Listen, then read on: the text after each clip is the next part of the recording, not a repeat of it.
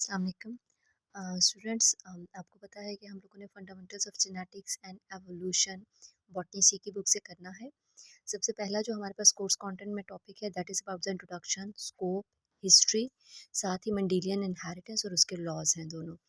आज जो हम स्टडी करेंगे वो सिर्फ introduction, scope and brief history उसको देखेंगे। पेज नंबर 136 है आपके पास ये। आप देखो, this is about the Mendelian inheritance. Introduction, you know very well कि जेनेटिक्स हमारे पास है क्या चीज़, how we are going to define the genetics. This is just simply the transfer of the hereditary character from parents to their next generation which is the offspring. अब ये जो हमारे पास इनहेरिटेड करेक्टर्स या हेरिडिटरी करेक्टर्स होते हैं, they are actually present in the form of jeans which are located on the chromosomes.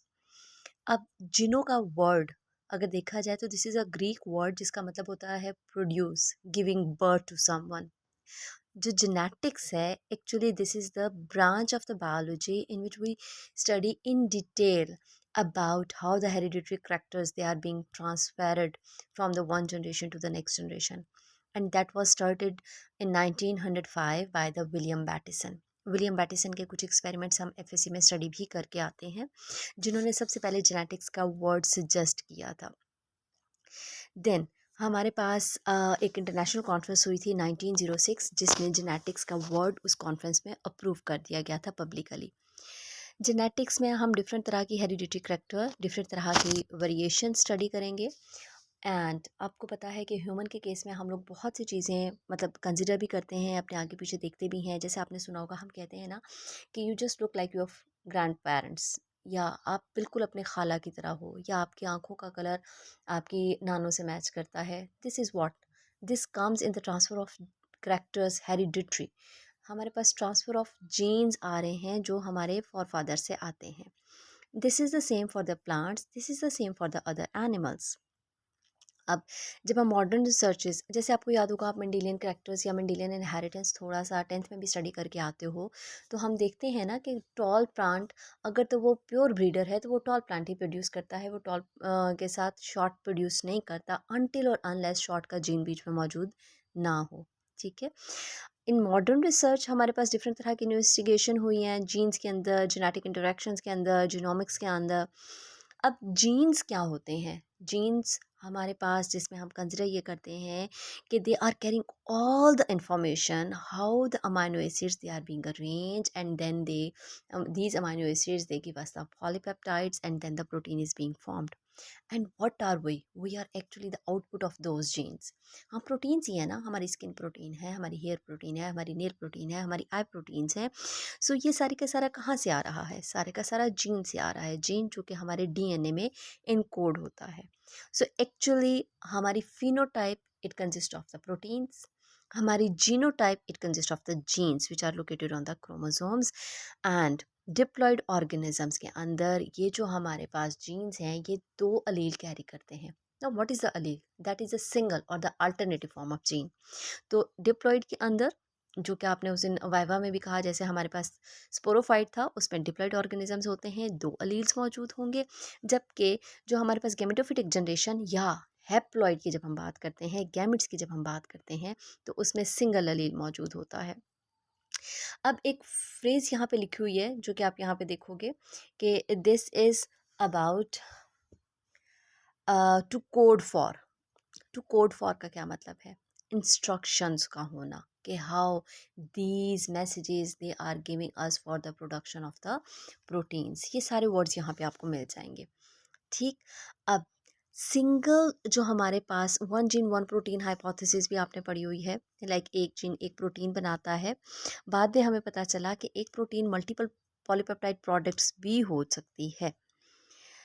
अब इस सारे फिनोमेना के अंदर nitrogenous bases, nucleotide sequences which are present on the DNA, वो मैसेज लेकर जाएंगे आरएनए, जो कि एमआरएनए होंगे, मैसेंजर आरएनए। फिर आपको पता है वो न्यूक्लियस से बाहर जाएंगे, और बाहर हमारे पास पूरा एक प्लेटफॉर्म है प्रोटीन सिंथेसिस के लिए, जहाँ पर ribosomal RNA and transfer RNA भी मौजूद होंगे और ये उसको सिंथेसाइज करेंगे। So this was just the brief introduction. अब एरिया ऑफ जेनेटिक्स में हमारे पास कौन कौन से हैं? दो मेन एरियाज हैं, एक क्लासिकल है, दूसरी है Mendelian genetics. Now what is a classical genetics? Classical genetics में हम डिफरेंट टेक्निक्स एंड मेथडोलॉजीज को स्टडी करते हैं. This gives rise to the actually molecular biology.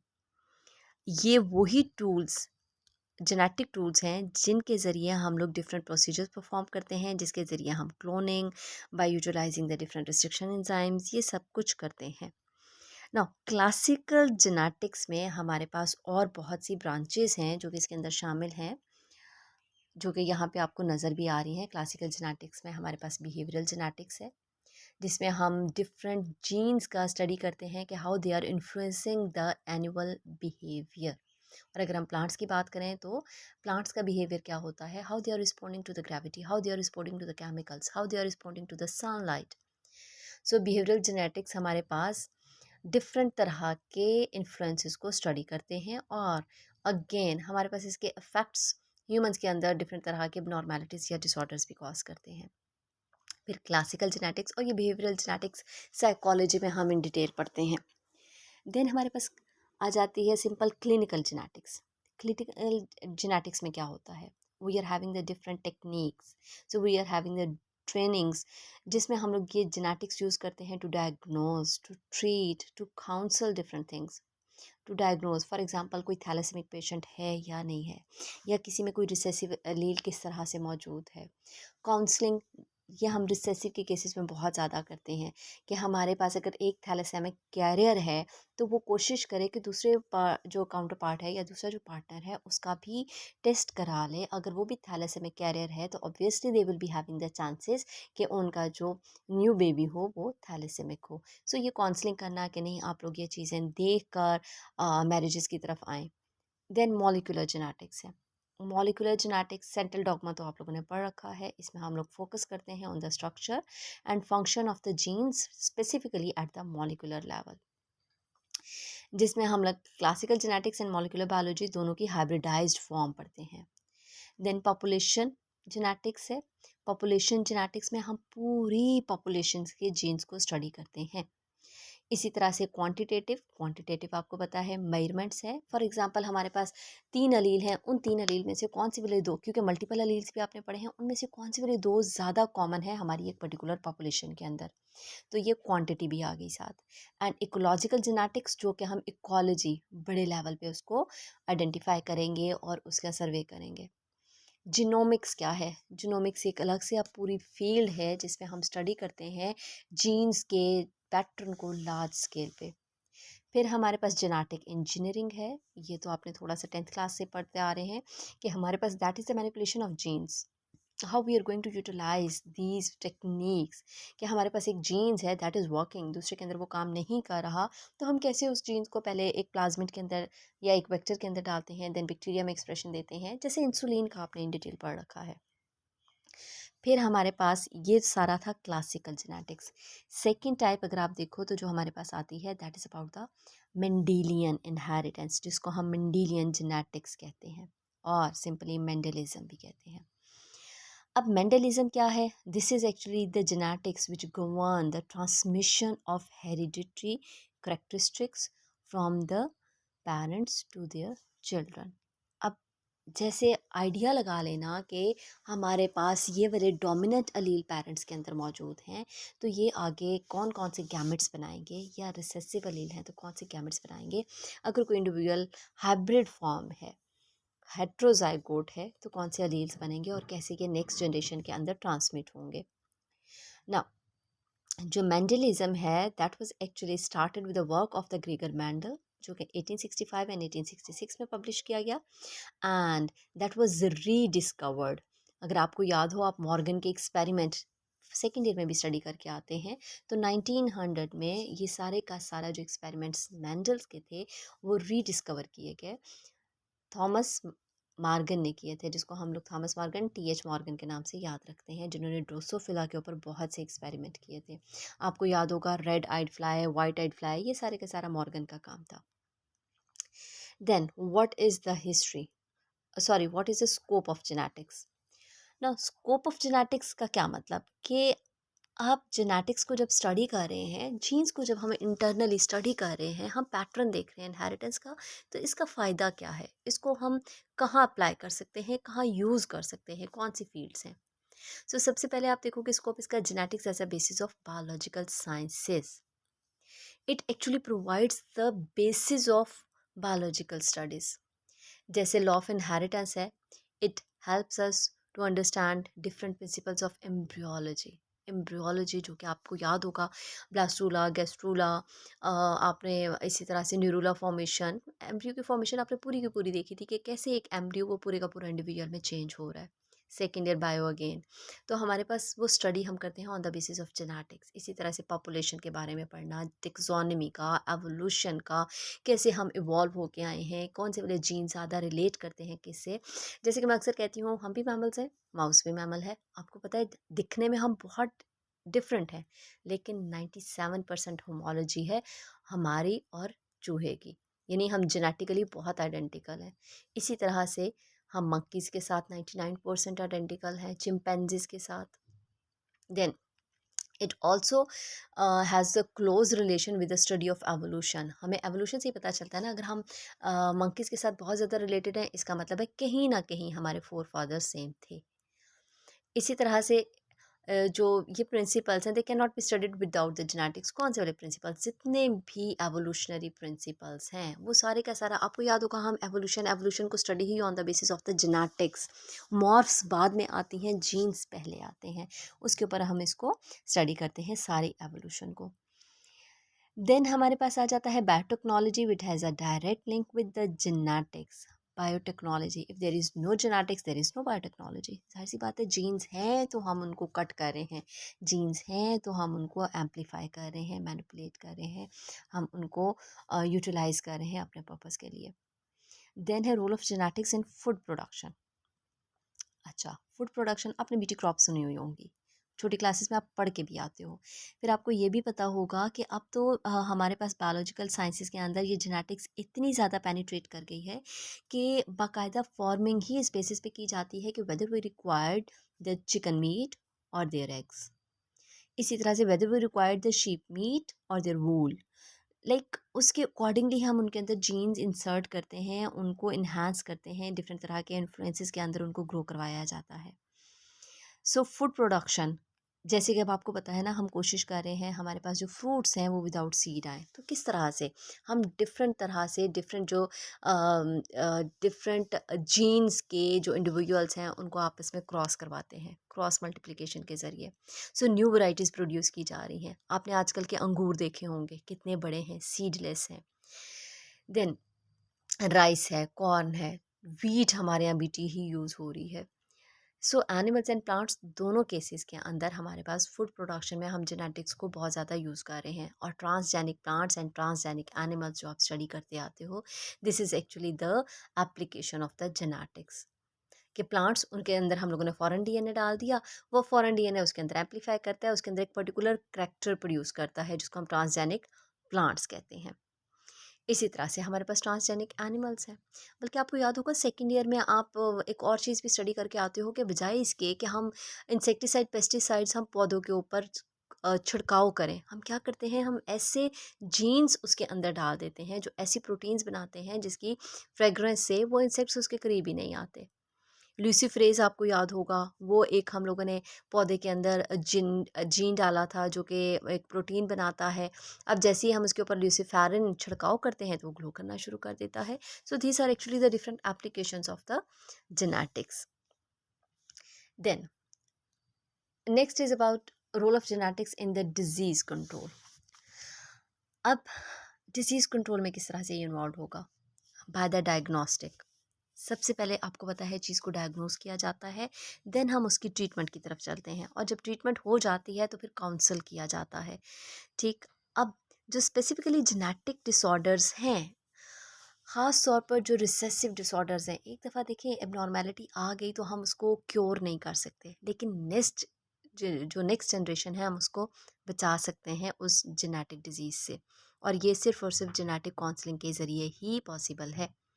So this is about the study of the family history. हम लोग वो study करें कि यहाँ पे कौन कौन से पैटर्न है, इनहेरिटेड पैटर्न, क्या डोमिनेंट अलील रन कर रहा है या रिसेसिव अलील रन कर रहा है, उसके अकॉर्डिंगली उस फैमिली में हम काउंसलिंग करते हैं। देन हमारे पास आ जाती है मॉलिक्यूलर जेनेटिक्स।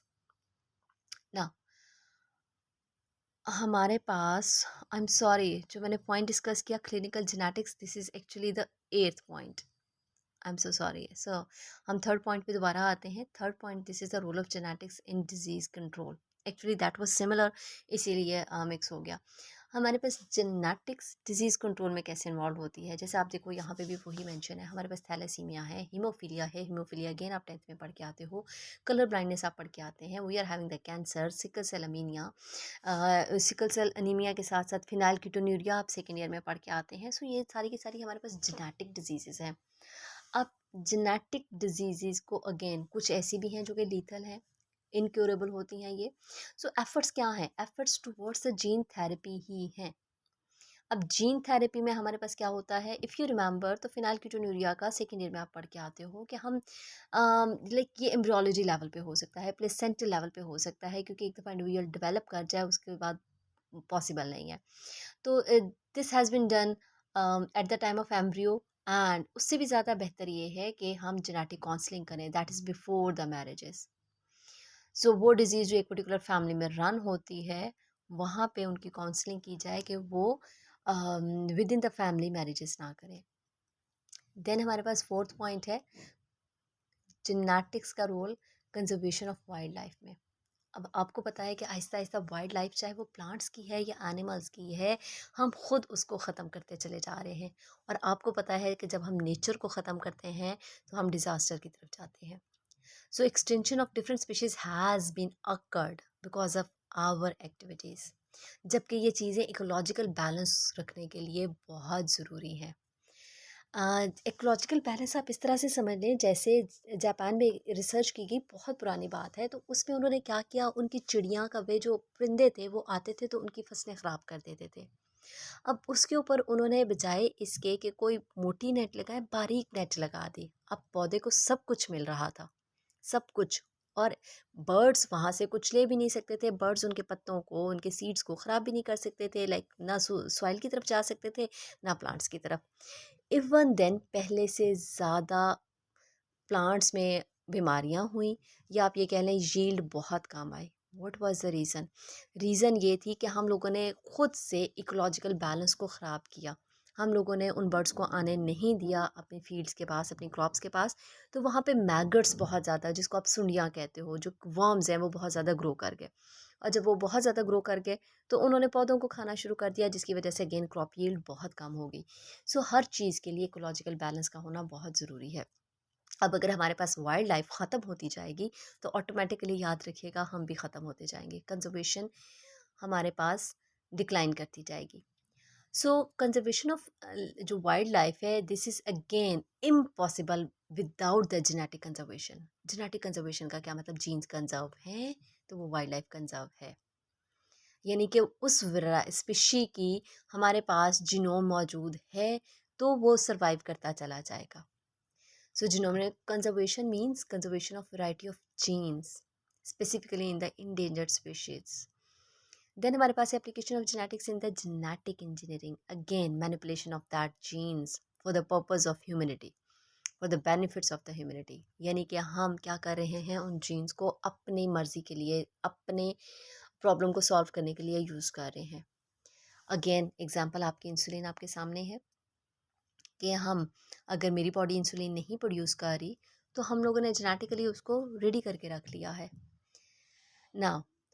इसके बाद जेनेटिक इंजीनियरिंग के बहुत सी एप्लीकेशन हैं, जैसे हम ट्रांसजेनिक क्रॉप्स बना सकते हैं, हम जीन थेरेपी कर सकते हैं, हम फूड प्रोडक्शन कर सकते हैं, जेनेटिक डिजीज़ को वेया काउंसलिंग कंट्रोल कर सकते हैं। सो ये सारी की सारी एप्लीकेशन जेनेटिक इंजीनियरिंग की ही आती हैं। देन हमारे पास बायोटेक्नोलॉजी एंड जेनेटिक्स। अगेन अगर आप देखोगे तो जेनेटिक इंजीनियरिंग क्या है, that is actually a technique, so this comes in the biotechnology.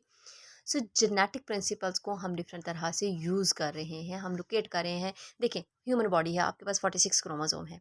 We are going to locate where the insulin gene is present, this is gene mapping. कैसे किया?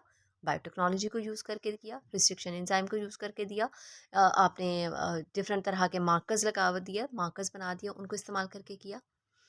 इसी तरह से जो जीन ऑफ इंटरेस्ट था उसको हमने कट किया। किसके ज़रिए किया? ज़ाहिर सी बात है, हम ये दूसरी मैक्रो सीज़र तो नहीं यूज़ करते, हम मॉलिक्यूलर सीज़र्स यूज़ करते हैं। वो क्या है? Restriction enzyme. वो हमने कट किया, कट करके बैक्टीरिया के प्लाज्मिड के अंदर डाला। बैक्टीरिया के प्लाज्मिड के अंदर डाल के जोड़ा एंजाइम के ज़रिए, लाइगेज एंजाइम के ज़रिए, और फिर बैक्टीरिया के अंदर प्रोडक्ट प्रोड्यूस हुआ।